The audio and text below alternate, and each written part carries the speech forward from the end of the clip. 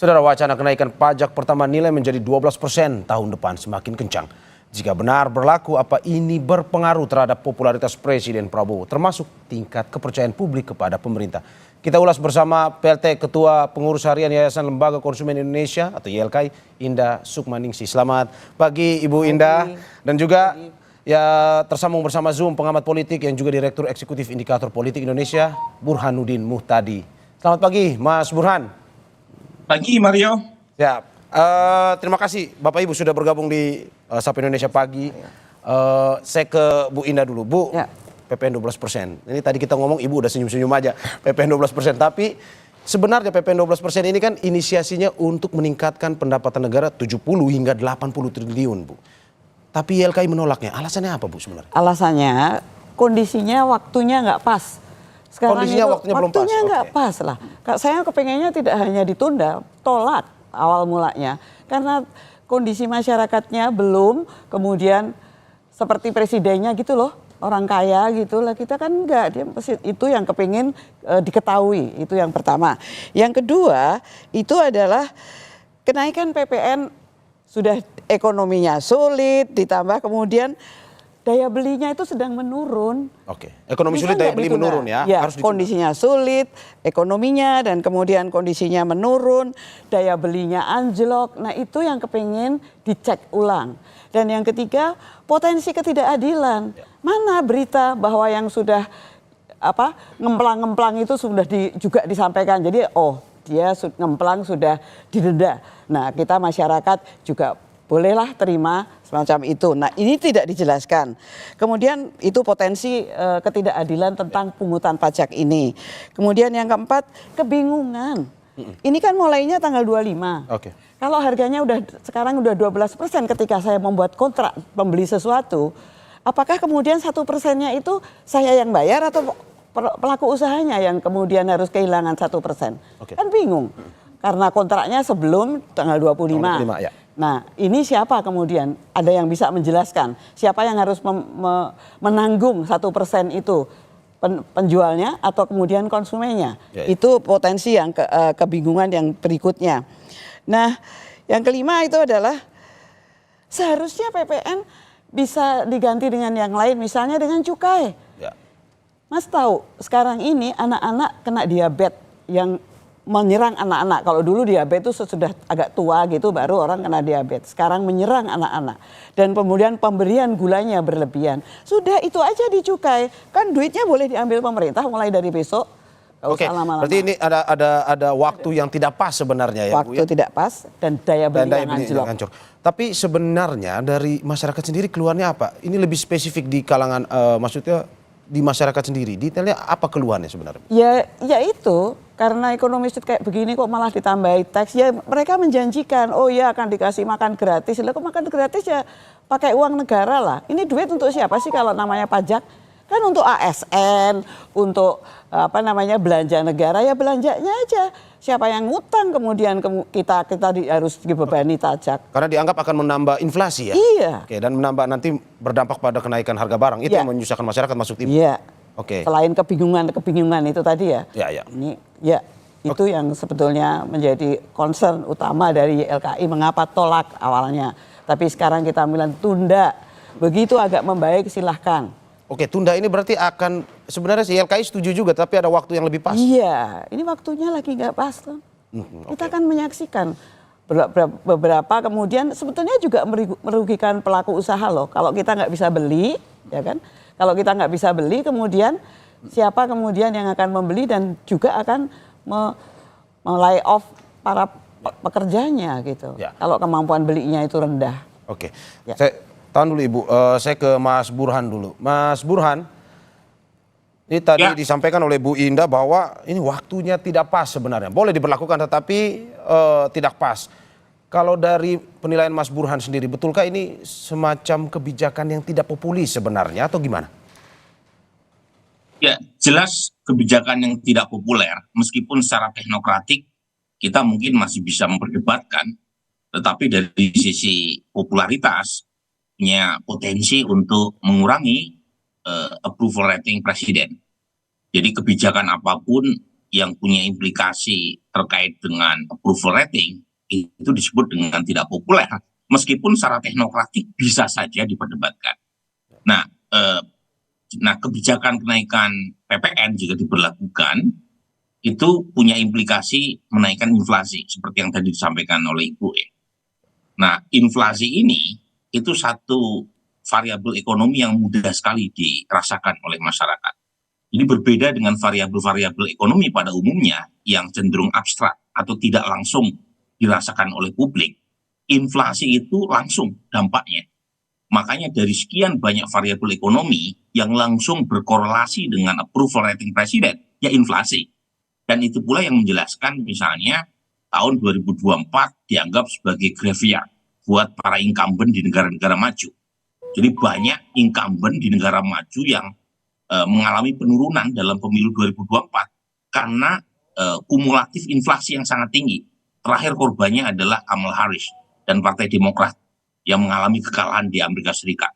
Sebelumnya Rishi Sunak di Inggris, kemudian Macron di Perancis, termasuk Modi di India. Nah, kenapa inflasi itu menjadi variabel yang langsung berkaitan dengan approval rating? Karena kalau misalnya inflasi tinggi, itu harga-harga barang otomatis naik. Masyarakat marah. Siapa yang mereka alamatkan kemarahannya? Umumnya ke pemerintah. Tapi kalau inflasi rendah, itu mereka senang, mereka happy. Dan itu yang menjelaskan mengapa approval Presiden Jokowi overall itu tinggi. Karena dia berhasil menekan angka inflasi dengan berbagai macam instrumen. Nah, pertanyaannya, kalau misalnya PPN naik, ya 9, secara umum kan 9% ya, meskipun secara absolut hanya naik dari 11 ke 12%. Nah, kalau misalnya angka PPN naik, itu seberapa besar inflasi yang ditimbulkan akibat kenaikan ini? Dan yang kedua, manfaat apa yang didapatkan oleh pemerintah selain misalnya pendapatan negara? Karena kita tahu ada tekanan fiskal kepada pemerintah seiring dengan banyaknya agenda program populis seperti makan bergizi gratis dan lain sebagainya. Ini mesti harus dihitung dulu ya, jangan sampai atas nama untuk menaikkan ya pendapatan negara kemudian punya dampak bukan hanya menekan pertumbuhan ekonomi, tapi juga membuat popularitas presiden terganggu. Jadi mumpung masih ada waktu, pikirkan dulu secara matang, karena bagaimanapun ini implikasinya luas meskipun ya Mario, kalau misalnya dilakukan sekarang mungkin tidak terlalu mengganggu agenda pemilu. Maksud saya, kalau ada kebijakan populer dilakukan menjelang pemilu, itu kan penurunan approval rating punya dampak politik yang besar tuh, karena berkaitan dengan agenda untuk bisa kepilih lagi. Sementara sekarang itu kan masih jauh dari pemilu. Nah, tentu saja ini menjadi bahan diskusi tuh, dari internal pemerintah, dari sisi politik dampaknya seperti apa, dan dari sisi ekonomi seperti apa. Oke, Mas Burhan, Anda sudah menyinggung sedikit terkait approval rating. Ini memang buka setelah pilkada, masih jauh dari pemilu tahun 2029. Tapi biasanya, Mas Burhan, kalau presiden atau pemerintah mengambil kebijakan tidak populis, berapa besar pengaruhnya ke tingkat kepercayaan publik pada presiden? Termasuk apakah mempengaruhi juga popularitasnya? Ya, jadi gini Mario, umumnya presiden-presiden melakukan atau menelurkan kebijakan yang tidak populis itu jauh sebelum kalender pemilu.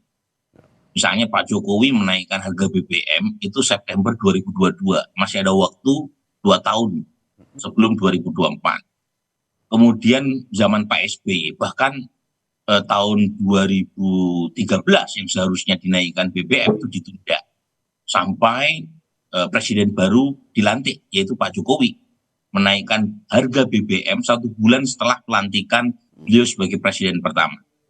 Jadi memang jarang presiden yang melakukan kegiatan atau kebijakan yang tidak populer terlalu dekat dengan jadwal pemilu, karena mereka sadar betul itu punya dampak politik yang besar.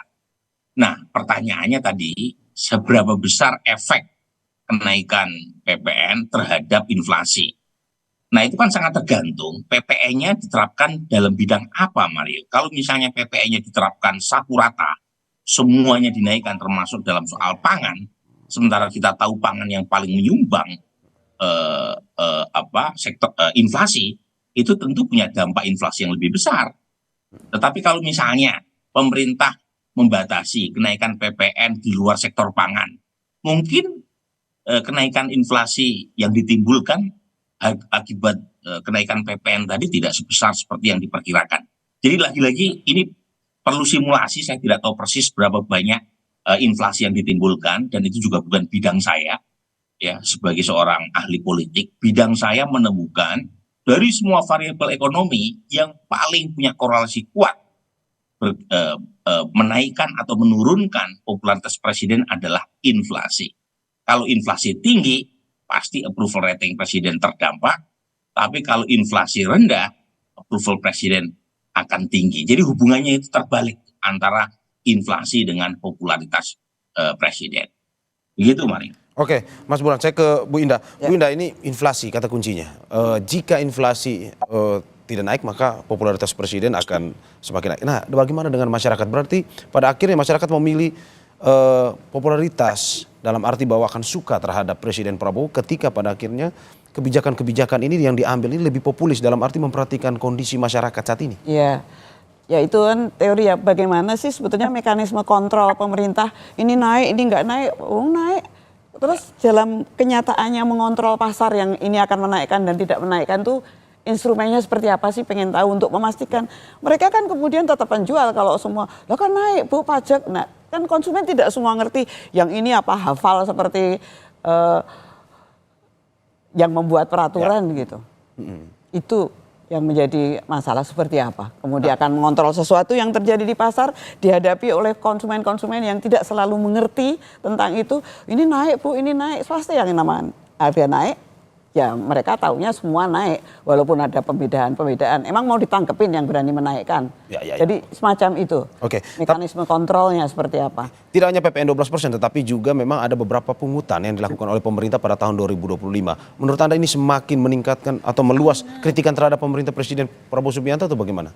Ya iyalah, supaya harus diingat nggak semua orang kayak presiden, kaya-kaya gitu loh. Oke. Apa yang kita lihat tetangga aja, tukang sayur aja, pada nggak laku, tolong dong Bu, tolong dong gitu. Kan kita yang tahu, konsumen yang kemudian tiap hari belanja yang mendengarkan dia. Bukan orang yang kemudian tinggal ngomong atau menghitung-hitung di atas kertas. Sudah survei belum? Hasilnya seperti apa itu? Pedagang sayur biasanya 7 tinggal 4. Oke. Kan karena orang nggak kebeli, Oke. dibuang akhirnya. Oke, Bu, dari pengamatan YLKI sendiri, Ya. ini menurut catatan saya bahwa memang saat ini yang mengalami gejolak itu ada di kelas menengah misalkan, ada penurunan kelas menengah kita. Nah, apakah memang dengan kenaikan PPN 12% ini hanya menyerang kelas menengah ataupun sebenarnya merata? Karena ini dari Apindo juga pengusaha itu juga memprotes kebijakan PPN 12% ini. Menurut Anda gimana? Ya bagaimanapun walaupun kaya mengurangi konsumsi, biasanya belanja agak banyak untuk pelaku usaha yang menengah yang kemudian dibeli konsumen itu agak dikurangi. Ya. Karena dia juga harus membagi langsung ke masyarakat yang rendah kepengen membeli lah supaya dia juga hidup kan. Semua orang Pak modelnya konsumen kan agak begitu ya. Ya. Pemaaf, penerima dan pelupa gitu loh. Itu loh konsumen. Oke. Yang kita lihat dan kita bicara hampir setiap hari ya, YLKI kan buka pengaduan apa sebetulnya yang kemudian banyak disampaikan. Oke, nah ini menarik. Saya akan tanya juga ke Mas Burhanuddin terkait bahwa sebenarnya kalangan mana yang pada akhirnya ini berdampak popularitasnya atau kepercayaan kepada Presiden Prabowo Subianto. Tapi sebelum Mas Burhan menjawab, kita saksikan jeda berikut. Sudah bergabung bersama kita Herzaki Mahendra Putra, Kepala Komunikasi Strategis Partai Demokrat. Selamat pagi Mas Herzaki yang sudah tersambung via Zoom. Selamat pagi Mas. Mungkin masih di mute audionya Mas? Enggak, sudah. Suara Oke. saya dengaran? Oke. Selamat pagi Mas Herzaki. Terima kasih sudah bergabung di Sapa Indonesia Pagi. Sebelum saya ke Mas Herzaki, saya ke Mas Burhan dulu untuk melanjutkan pertanyaan saya tadi. Tadi kita dengan Ibu Indah mengatakan bahwa ini dampaknya merata Bu. Tidak hanya kelas menengah yang saat ini sedang terdampak, tapi juga pun dari pengusaha. Karena ada kritik juga dari Apindo. Ya. Nah, kalau soal popularitas Presiden Prabowo sendiri melihat dampak yang terjadi tidak hanya kelas menengah tapi juga merata hingga ke pihak dari pengusaha dan juga pihak lainnya, kelas lainnya. Bagaimana melihat ini Mas Burhan? Apakah memang juga ini berdampak kepada semua PPN 12% ini popularitasnya atau bagaimana? Saya tentu belum punya datanya ya Mas Mario. Pertama, kebijakan itu sendiri juga belum dieksekusi. Terakhir survei yang saya lakukan sebelum Pak Prabowo menjadi presiden, persis seperti data Kompas juga, survei public confidence dilakukan sebelum beliau menjadi presiden. Tetapi public confidence terhadap Pak Prabowo saat itu, di bulan Oktober sebelum beliau resmi dilantik sebagai presiden, itu 84%, kan memang sangat tinggi. Dan kalau misalnya kebijakan itu jadi dilakukan per 1 Januari 2025, pertanyaan yang mendasar untuk menanyakan dampak mana yang paling terkena, terutama dari sisi segmen masyarakat, ya kita perlu tahu dulu kebijakan itu dilakukan seberapa masif dan efeknya seberapa besar. Jadi saya setuju dengan YLKI, memang kita sulit untuk memilah-milah. Kalau inflasi ya inflasi. Tapi mungkin pemerintah punya skenario lain terkait dengan kenaikan PPN 12%. Ya. Tapi lagi-lagi ketika kebijakan itu dinaikkan, pemerintah kan punya kayak semacam antidot ya. Antidotnya adalah makan bergizi gratis. Nah pertanyaannya yang menikmati makan bergizi gratis segmen mana? Sementara PPN naik 12% kan dampaknya seperti yang tadi disampaikan itu kan merata tuh. Sekarang sudah terjadi penurunan kelas menengah cukup besar kan dari 23%, terakhir tahun 2023 hanya tinggal 17%. Kemudian aspiring middle class juga merosot. Tabungan masyarakat di bawah 100 juta rata-rata juga merosot. Jadi artinya memang ada indikasi yang sangat kuat terkait dengan penurunan daya beli dan itu merata bukan hanya kelas menengah ke bawah. Jadi kalau misalnya antidotnya itu pemberian bansos kepada kelompok kelas menengah bawah, jangan lupa yang merasakan kenaikan PPN juga kelas menengah atas. Dan kelas menengah meskipun jumlahnya tidak besar, itu mereka jauh lebih kritis di media dan itu sumber instabilitas politik ya. Jadi lagi-lagi ini hal yang menurut saya perlu dipikirkan matang betul, meskipun saya tahu pemerintah sekarang perlu pemasukan ya. Karena banyak sekali kegiatan atau kebijakan yang menekan fiskal, terutama adalah makan bergizi gratis. Tapi lagi-lagi dihitung matang betul, jangan sampai kebijakan kenaikan PPN alih-alih menaikkan pendapatan negara yang tidak seberapa, tetapi dampak ekonomi lainnya maupun politiknya justru lebih besar ketimbang yang diterima. Oke. Kata kuncinya memperhitungkan baik-baik ya terkait dengan PPN 12% ini. Tapi untuk Mas Herzaki, Partai Demokrat sendiri sebagai partai pendukung pemerintah ini kebijakannya ini mendukung kebijakan PPN 12% atau tidak? Ya, begini Mas, kita kalau berbicara mengenai kebijakan pemerintah, kita tidak bisa hanya melihat sebagai suatu single policy atau hanya satu sektor saja. Tapi semua itu terintegrasi dan secara komprehensif kita membahasnya. Dan apa yang hari ini misalnya katakanlah ada rencana PPN 12% kan juga menjadi bagian dari melanjutkan apa yang sudah dibahas dari pemerintahan sebelumnya begitu.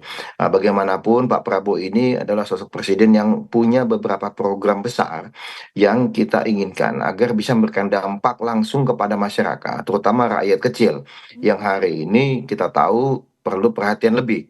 Nah, tentunya yang kedua, benar yang disampaikan oleh Mas Burhan tadi, bahwa bagaimanapun kalau kita berbicara mengenai daya beli, pada saat kita ada subsidi katakanlah untuk masyarakat bawah gitu, yang mesti diperhatikan juga adalah masyarakat menengah yang berpotensi untuk turun ke bawah, kan begitu. Nah ini juga yang kita dibahas hari ini ya. Semua sedang ditimbang betul ya, berbagai kebijakannya diramu betul, karena itulah hari ini banyak sekali nih hal-hal yang kemudian didiskusikan bersama dan dipastikan bagaimana implementasinya ini. Kan tentu kita tidak ingin, katakan tadi benar disampaikan oleh Mas Burhan, bahwa kita satu upaya ingin agar ada penerimaan negara ya. Misalnya kan ada rencana nanti, katakanlah yang disampaikan oleh Pak Hasim ya mengenai Menteri Penerimaan Negara, karena memang ini sesuai dengan janji Pak Prabowo juga gitu. Banyak potensi-potensi penerimaan negara yang bisa kita eksplor. Tapi lagi-lagi tadi begini, hari ini Pak Prabowo tidak berpikir popularitas. Hari ini yang beliau pikirkan adalah bagaimana agar setiap kebijakan yang beliau benar-benar ambil itu benar bisa berdampak buat masyarakat. Nah ini yang kemudian menjadi termasuk misalnya Nataru nih. Termasuk misalnya mohon maaf nih terakhir kayak Nataru yang kami ini diskusi udah 3 minggu ini intens rapat lintas kementerian dan itu sudah terjadi, sudah mulai ada penurunan ini untuk masalah tiket eh, untuk pesawat terbang ya udara. Ini yang kita lakukan bukan populer harus ini harus enggak, tetapi bagaimana masyarakat bisa merasakan dampaknya. Lalu tetapi juga industri penerbangan juga tidak terganggu. Oke, Jadi ini Mas, kita kan masih banyak Oke. faktor nih yang kita pertimbangkan. Oke, Mas Herzaki, tadi Anda mengatakan bahwa masih dipertimbangkan betul.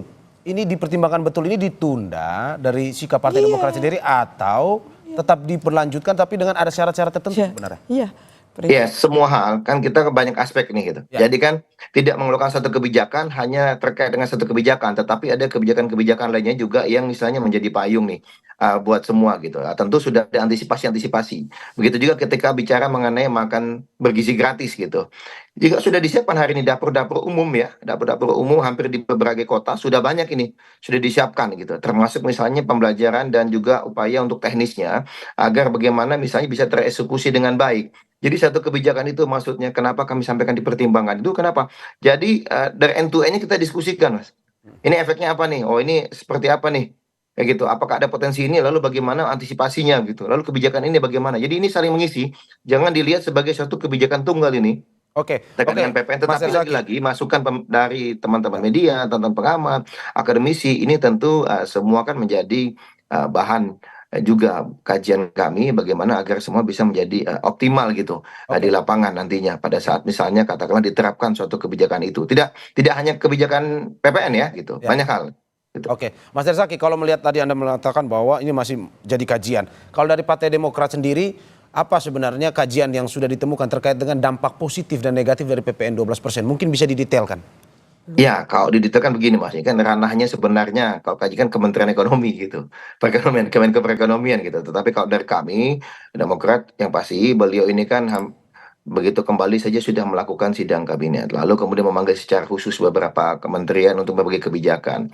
Hari ini misalnya kita juga mencermati gitu.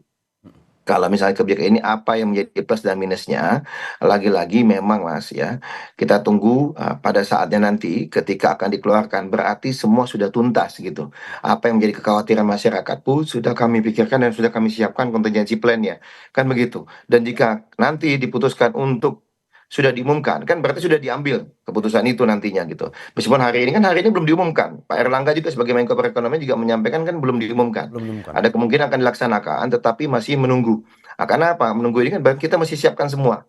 Karena kebijakan ini kan kita pengen agar benar implementasi sampai ke bawah maupun juga ke berbagai subsektor. Bagaimana ini antisipasinya? Termasuk jika tadi katakanlah ada potensi-potensi yang hal-hal yang dianggap katakanlah kurang baik gitu buat masyarakat. Nah ini kami benar-benar dalami betul gitu sampai saatnya. Oke, saya ke Bu Indah. Bu Indah, kata Mas Herzaki ada positif dan negatifnya juga untuk terkait dengan PPN 12%. YLKI melihat itu? Ya, prinsip kehati-hatian. Maka ditunda dulu, dihitung lagi secara benar, kemudian baru kemudian mengambil keputusan. Dan yang penting, para petinggi sekarang itu harus belajar mendengar itu loh. Oke. Biasanya kan kalau petinggi selalu yang maunya didengarkan kan, tapi belajar mendengar untuk belajar itu penting. Berarti supaya menurut tidak Anda- terjadi penolakan. Berarti menurut YLKI. Anda tidak ada pendengaran untuk kebijakan PPN 12% ini? Iya, artinya begini loh, oh saya mau ngasih sumbangan makan, tapi pajak saya naikin ya. Lah yang nyumbang itu pemerintah atau rakyat? Kalau begitu caranya. Makanya saya minta prinsip kehati-hatian dilihat lagi, ditunda dulu, kemudian menyampaikannya dengan lebih jelas dan lebih berpihak pada masyarakat. Oke, lebih berpihak. Oke, Ya. tapi ada stimulus juga tadi yang dikatakan oleh Mas Burhan pun tadi mengatakan bahwa ini ada stimulus-stimulus untuk mengimbangi PPN 12% sebenarnya ada makan bergizi gratis pun juga ada UMP 6%. Sebenarnya ini melegakan atau tetap memberatkan? Ya tetap yang kena kan tetap masyarakat. Oke. Duitnya diambil dengan 12%. Nanti saya kasih ya 6% untuk ini. Lah duitnya siapa kalau nggak kemudian hanya bebannya setiap kali ada itu adalah masyarakat yang kena beban. Pajak itu harus. Nggak ada pajak nggak ada dibayar kita. Jadi itu seolah-olah pemerintah mau ini, mau itu, mau begitu, tapi yang bayar pajak Anda ya, konsumen. Nggak begitu mestinya. Bok ngirit, berapa sih pengemplangnya, saya mendapat pengemplang sekian persen, itu juga akan saya berikan pada masyarakat gitu loh. Jadi kita tuh, pemerintah juga bekerja nih. Pengemplang didenda, diberikan kepada masyarakat. Jadi kita bareng-bareng nih. Kita juga terima, tapi juga pemerintah juga menunjukkan hal-hal yang seimbang antara yang punya dan tidak punya. Oke, berarti masyarakat dalam arti bahwa keadaan terpaksa untuk menerima ini maksudnya? Oh iya, dan digunakan untuk palingan untuk belanja negara atau pendapatan ASN belum korupsinya kan gitu. Oke, saya ke Mas Burhan. Mas Burhan, tadi sempat kita berbicara terkait bahwa sebenarnya PPN 12% ini untuk menggenjot pendapatan negara 70 hingga 80 triliun. Tapi kata Bu Indah bahwa ini harusnya dengarkan dulu. Ada positif, ada negatifnya, tapi dengarkan dulu masyarakat. Ini berdampak atau tidak sebenarnya bagi pemerintahan Presiden Prabowo Subianto pada akhirnya jika 12% ini tetap diberlangsungkan? Tadi saya sudah jawab ya, itu jelas punya dampak ya terhadap approval rating presiden. Ya. Terutama jika kebijakan tersebut punya implikasi terhadap kenaikan inflasi. Ya. Variabel ekonomi yang paling bisa dipahami oleh masyarakat secara umum ya inflasi. Karena Tapi kan berkaitan dengan maksud saya ada positifnya juga Mas Burhan. Dalam arti bahwa apakah masyarakat mungkin pada akhirnya bisa mengerti? Gini, cuma yang belum bisa dijawab adalah seberapa besar kenaikan inflasi yang ditimbulkan jika kenaikan PPN itu diberlakukan. Itu dulu tuh. Ya. Dan ini kan semuanya masih mereka-reka ya. Kompas ini terlalu maju juga diskusinya. Tapi begini Mario ya, saya setuju dengan poin sebaiknya pemerintah memulai kebijakan yang tidak populer dari segmen masyarakat kelas menengah atas, terutama kelompok 1% yang paling kaya itu, yang tingkat kekayaannya sama dengan puluhan persen masyarakat kelas menengah bawah. Nah itu bisa dimulai dengan banyak hal. Satu misalnya kenaikan pajak tambang, ya. Karena yang menikmati sektor ekstraktif kan sedikit, ya. Termasuk juga ini statement dari pemerintah sendiri yang kita masih tunggu, yaitu penegakan hukum terhadap mereka para pengusaha sektor kelapa sawit terutama yang menyalahgunakan izinnya sekian hektar ternyata yang dipakai lebih dari yang diberikan izinnya. Dan sudah diidentifikasi tuh ada 400 T itu kerugian negara akibat penyalahgunaan izin ya, oleh para pengusaha sawit. Jadi kelompok-kelompok ini itu kalau bisa diprioritaskan untuk ditegakkan penegakan hukumnya supaya memberi pesan kepada publik bahwa bukan hanya publik secara umum yang dimintai berkorban.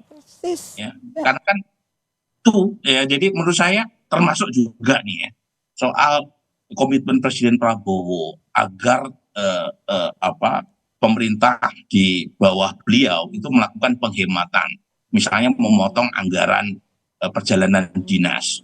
Setahu saya mungkin Bung Herzaki bisa koreksi ya, itu penghematannya besar sekitar 15 T itu dari anggaran perjalanan dinas. Dan ini statement dari Pak Prabowo, tetapi sejak Pak Prabowo menyampaikan beberapa minggu yang lalu, ya, itu baru satu kementerian tuh yang sudah punya komitmen, yaitu Kementerian Agama. Dipotong 50% perjalanan dinasnya. Dan bisa diganti dengan rapat via Zoom. Jadi hal-hal semacam ini itu penting tuh untuk memberi semacam pesan kepada publik bahwa pemerintah juga berkorban. Bahwa ada kelompok tertentu yang selama ini menikmati ekonomi kita, itu juga harus dipajakin, atau kalau mereka melanggar hukum, mereka juga harus harus siap untuk menerima konsekuensinya. Baru kemudian mengajak masyarakat secara umum untuk sama-sama berkorban. Jangan dimulainya dari bawah. Karena kalau mulainya dari bawah, masyarakat bawah bisa berpikir, loh kok kita terus nih yang diminta berkorban. Nah, kira-kira begitu sih. Oke, Mas Burhan.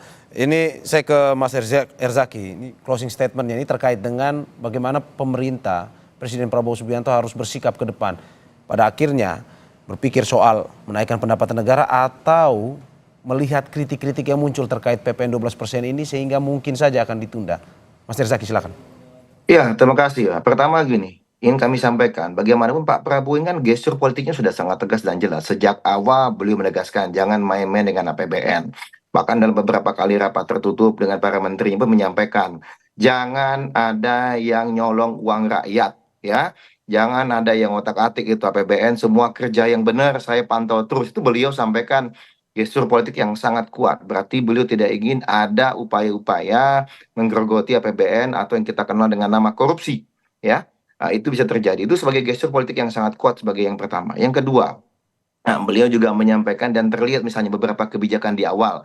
Tadi yang disampaikan oleh Mas Burhan misalnya, ya. Ada Pak Prabowo telah membentuk namanya di awal November itu Dirjen Penegakan Hukum Sektor SDM. Nah, inilah ada upaya-upaya tadi, ya, bagaimana kita pengawasan penindakan hukum gitu di sektor energi dan sumber daya mineral ini sebagai salah satunya. Lalu kemudian beliau juga sudah dalam konteks ini mengambil kebijakan-kebijakan yang pro rakyat. Kita tahu ada kenaikan UMP, ada kenaikan UMK yang tingginya signifikan. Lalu kemudian kita bicara mengenai kenaikan gaji guru gitu. Dan banyak sekali nih kebijakan-kebijakan beliau, ya. Misalnya kayak Nataru ini kita berupaya juga, ya, penurunan tiket pesawat hari ini bisa berkisar 10% rata-rata gitu, ya. Nah, dan banyak nih, semua lagi dibahas semua satu demi satu, ya. Memang bagaimanapun kok dibilang misalnya berkorban, sudah disampaikan juga beliau, kurangi kunjungan dinas, ya, jangan ada rapat-rapat yang istilahnya di hotel yang banyak itu. Dia bilang nggak perlu katanya. Kan beliau juga menyampaikan seperti itu, ya. Sudah, dan itu sudah dilakukan sebenarnya di berbagai kementerian. Hanya memang kami akuin hari ini kan kementerian masih fokus. Misalnya ada beberapa banyak kementerian baru yang sedang menyusun SOTK, struktur, kemudian pembenahan ke dalam segala apa. Dan tidak semuanya juga kemudian mendeklar kita sudah memotong anggaran nih gitu segini, enggak. Itu tunggu saja pada waktunya nanti kan, karena Pak Prabowo ini memintanya bukti, bukan hanya eh, perbincangan di depan gitu atau upaya wah kita akan begini, enggak, tetapi sudah dilakukan baru akan dideklar. Tapi terima kasih Mas Burhan, ya, teman-teman media semua dan para akademisi, bagaimanapun kami misalnya Demokrat sebagai salah satu Oke. partai yang ada di dalam pemerintahan hari ini akan ikut terus menjaga juga. Kita mendengarkan sama-sama, tetapi kalau bicara gestur politik, Pak Prabowo sangat clear, ya, clear and clean itu bagaimana keberpihakannya kepada rakyat kecil. Pemerintah Oke. berkorban, ya, Oke. beliau sudah meminta sejak awal komitmen itu kepada semua menterinya, bahkan ada fakta integritas, ya, terkait dengan itu, dan terus setiap kali ada rapat dengan para menteri ini, ya, misalnya kemarin sidang kabinet misalnya, Ya. itu hal yang sama selalu disampaikan dan terus dicek gitu. Kira-kira Oke. seperti itu. Oke, Mas. Tunggu saja nanti keputusan Presiden Prabowo Iya. Subianto terkait dengan PPN 12%. Iya. Terima kasih Bapak Ibu, Ibu Indah Sukmaningsih, Makasih. PLT Ketua YLKI, Burhanuddin Mutadi, pengamat politik, dan Herzaki Mahendra Putra, Kepala Komunikasi Strategis Partai Demokrat, sudah berdialog pagi ini di Sapa Indonesia Terima kasih. Pagi. Sehat-sehat Terima selalu. kasih. Terima kasih Terima banyak. kasih. Mas Fran, Sukses. Terima kasih semuanya, Mas Herzaki, Bu Indah. Ya. Terima kasih, sukses.